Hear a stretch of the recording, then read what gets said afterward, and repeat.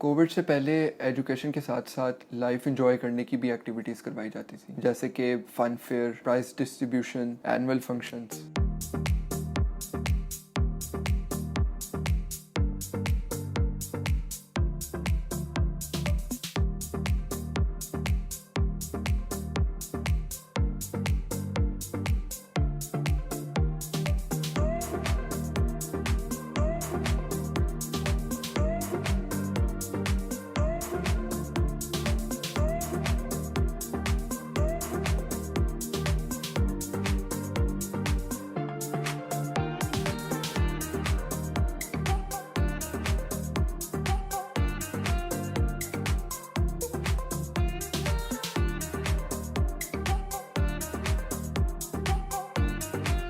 Life को enjoy करने के लिए सबसे ज़्यादा ज़रूरी है कि आपको लाइफ समझ आनी चाहिए, और लाइफ को समझने के लिए कल्चर को समझना ज़रूरी है, और कल्चर को समझने के लिए बेस्ट वे है कल्चरल फेस्टिवल्स जैसे कि फन फेयर।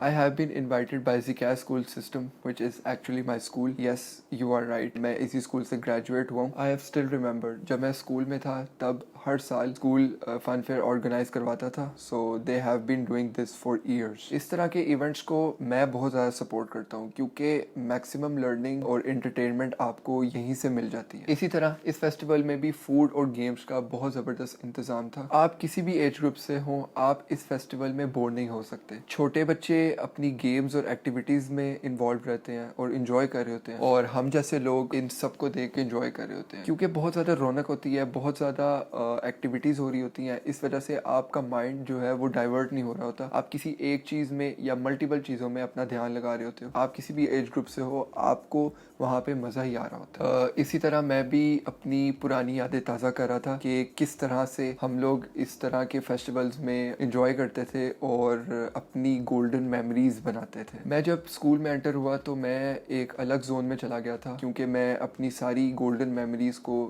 रिवाइंड कर रहा था. कैसे हम लोग अपनी लाइफ वहाँ पे स्पेंड कर रहे होते थे, कैसे हम लोग अपनी क्रिएटिविटी के थ्रू प्रोडक्टिविटी को एनहांस कर रहे होते थे और साथ इंजॉय करते थे. क्योंकि मेरा जो बैच था वो one of the best batch जो ZCAS में पढ़ के गए हैं उनका था. और ये सिर्फ मैं नहीं कह रहा, ये हर कोई कहता है कि आप लोगों का बैच बहुत ज़बरदस्त था, बहुत क्रिएटिव था और बहुत लविंग था. मतलब आपस में काफ़ी हमारी दोस्ती थी, हम लोग काफ़ी ज़्यादा चीज़ें इंजॉय कर रहे होते थे. I want to give a huge shout out to my teacher, my sir Riyasat. अब जिनको पता है उनको पता है, और जिनको पता है वो हंस रहे होंगे इस टाइम, इंजॉय कर रहे होंगे इस चीज़ को. मैं समझता हूँ कि जो मेरे टीचर हैं ये मेरे एक्चुअल में टीचर हैं. मैंने बहुत कम लोगों को, बहुत कम टीचर्स को जो मेरी लाइफ में गुजरे उनको अपना एक रूहानी वालिदैन का रुतबा दिया, तो इन टीचर को मैंने दिया. देखिए, यूनिवर्सिटी में आपको वो टीचर्स नहीं होते, वो आपके उस्ताद नहीं होते. दे आर योर मेंटोर्स और गाइडलाइन प्रोवाइडर्स. तो वो उस एज ग्रुप के साथ आपके साथ चल रहे होते हैं. मैंने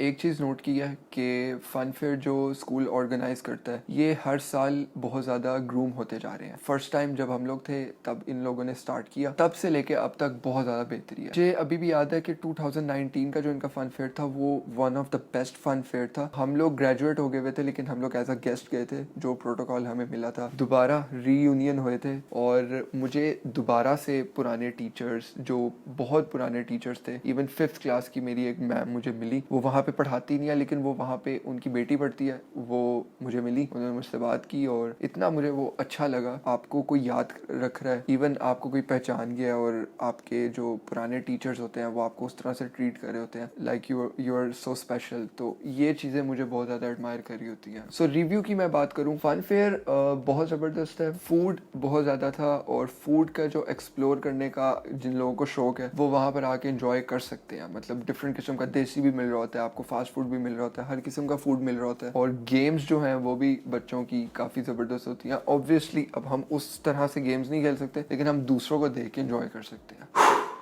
अब मुझे भूख लग गई है, लेट्स ग्रैब सम फूड.